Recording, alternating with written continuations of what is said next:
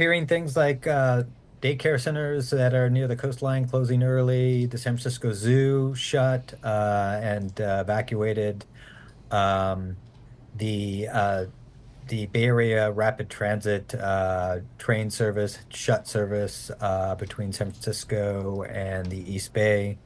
Um, we are getting some reports from closer to the earthquake. One of our reporters spoke to the city manager of Eureka, and they are getting some limited reports of damage, but it's still early. And a lot of times when these big events occur, it takes a little while to sort of figure out kind of what kind of damage has happened.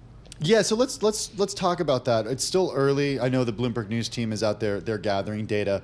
But are we hearing any reports of significant damages here at any point in the area? And again, this occurred off the coast, so the epicenter was by no means on land. That's right. The epicenter was about 62 miles off the coastline. We are not at this point getting any reports of severe damage. That doesn't necessarily mean that hasn't occurred, but at this point we're not getting those reports. The earthquake did strike off the coastline of a fairly sort of remote, not a densely populated part of the state. So. So it's also possible that we're just not getting a lot of reports back because it's just not an area where we have a lot of resources, but we'll see as the day continues. So far, so good on that account, though. It's interesting too because a 7.0 quake is actually larger than the one that shook San Francisco on October 17th, 1989, and that is when a magnitude 6.9 earthquake knocked out all power and killed 63 people throughout the region. But especially since this was off the coast, maybe a little bit of different with the tectonic plates and how they were moving for this situation and why it would not potentially be as devastating as what it would have been in history. So what's next in these types of situations since you're familiar being out there and what typically happens here? Well, typically we start getting reports from local officials about the kind of damage that's occurred.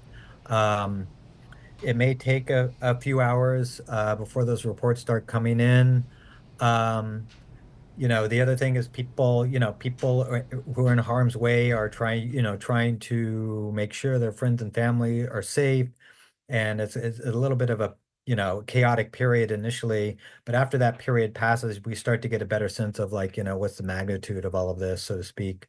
Um, the good news is they did lift the tsunami warning because that was something that we were quite concerned about here in the San Francisco Bay Area. We have a lot of low-lying Yeah. areas that are vulnerable to a tsunami. Um, so far so good. We will see as reports come in throughout the day, but hopefully we kind of dodged a bullet here.